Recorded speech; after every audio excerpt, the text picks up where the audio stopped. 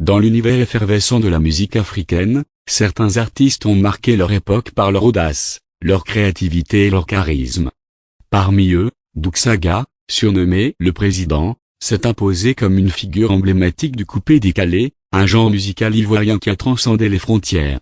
Sa carrière fulgurante, son style de vie extravagant et son héritage musical continuent de fasciner et d'inspirer. Chapitre 1, les origines d'un phénomène. Stéphane Amédou Doucouré, alias Douk-Saga, voit le jour le 22 mai 1974 à Yamoussoukro, capitale politique de la Côte d'Ivoire. Issu d'une famille influente, il est élevé par sa grand-mère, la petite sœur de Félix Houphouët-Boigny, le premier président de la République ivoirienne. Cette proximité avec le pouvoir lui permet de grandir dans la cour présidentielle, une expérience qui marquera profondément sa personnalité et sa vision du monde. Passionné par les nouvelles technologies, Douk-Saga obtient un diplôme en informatique à Abidjan. En 2001, il décide de poursuivre ses études en France, à Paris. Cette période européenne sera déterminante dans sa carrière musicale. Chapitre 2, l'émergence du coupé-décalé. C'était Paris, au début des années 2000, que Douk-Saga, accompagné de ses amis tels que Mola, Lino Versas et Chacol, lance le mouvement du coupé-décalé. Ce genre musical, mêlant rythme africain et influence urbaine, se distingue par sa danse énergique et ses paroles festives célébrant le luxe, la réussite et la liberté. Les artistes du groupe, surnommés les boucaniers, se produisent dans les boîtes de nuit parisiennes, affichant un style de vie ostentatoire, entre cigares, champagne et vêtements griffés. Le terme « coupé-décalé » fait référence à l'idée de « couper les difficultés et décaler vers une vie meilleure, loin des contraintes quotidiennes ». Le « travaillement », consistant à jeter des billets de banque sur un artiste en pleine performance, devient l'un des symboles de ce mouvement. Chapitre 3, le retour triomphal à Abidjan. En 2003, Douk-Saga retourne en Côte d'Ivoire et fonde le groupe La G7 avec ses complices. Ce collectif incarne le coupé-décalé dans toute sa splendeur, musique, danse et style de vie. Le groupe connaît un succès fulgurant, notamment grâce au titre « Sagacité », qui devient un hymne dans les quartiers d'Abidjan.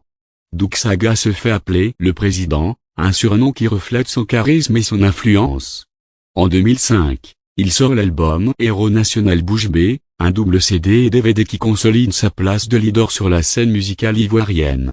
Cet album contient des titres phares tels que « Abidjan et Affaires », qui illustre parfaitement l'esprit du coupé-décalé. Chapitre 4, un style de vie controversé. Douk-Saga ne se contente pas de faire de la musique. Il incarne un mode de vie. Ses apparitions publiques sont des spectacles où il exhibe sa richesse et son goût prononcé pour le luxe. Cette attitude suscite admiration et critique.